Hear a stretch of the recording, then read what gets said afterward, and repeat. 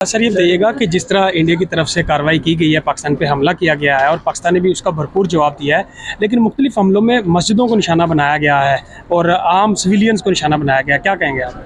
देखें, जिस तरह आपने कहा कि जो इंडिया ने अटैक किया है मस्जिदों पे, तो हम इस चीज़ की मज़म्मत करते हैं, क्योंकि मस्जिदें, इबादत गाहें जिसकी भी हो, वो अल्लाह ताला का घर होता है, उसमें सिर्फ इबादत होती है।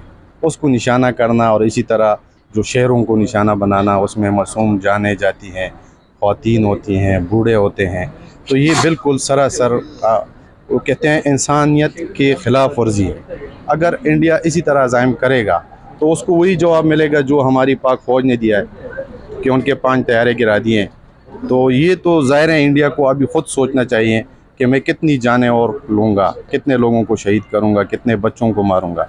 अगर उसने सबक सीखना है तो आज की कार्रवाई से सीखना चाहिए, क्योंकि उनके 5 तैयारे हमने गिरा दिए हैं और इंशाल्लाह आगे भी हम उनको वही सबक सिखाएंगे जो वो सोच भी नहीं मोदी सकते। की सोच पे दुनिया को क्या पैगाम देंगे, जहाँ वो मुसलमानों को मजहबी इंतहा पसंदी पे, सिखों के खिलाफ जहाँ भी है वो ये लाजमी इसके ऊपर टारगेट करते हैं। जिस तरह वो इस दुनिया में अभी वो अमन तबाह करना चाहता है, ये अकेले पाकिस्तान की लड़ाई नहीं है।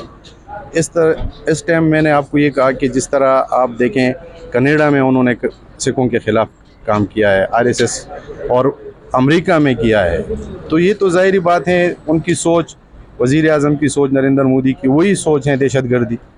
पाकिस्तान में 25 साल से दहशतगर्दी कौन करा रहा है, मुझे आप बताएं। कुलभूषण हमारे पास क्यों पड़ा है?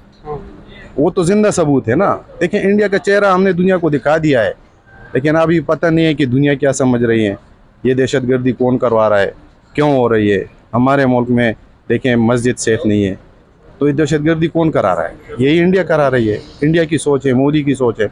जब से मोदी आया है तो दुनिया का अमन तबाह किया है।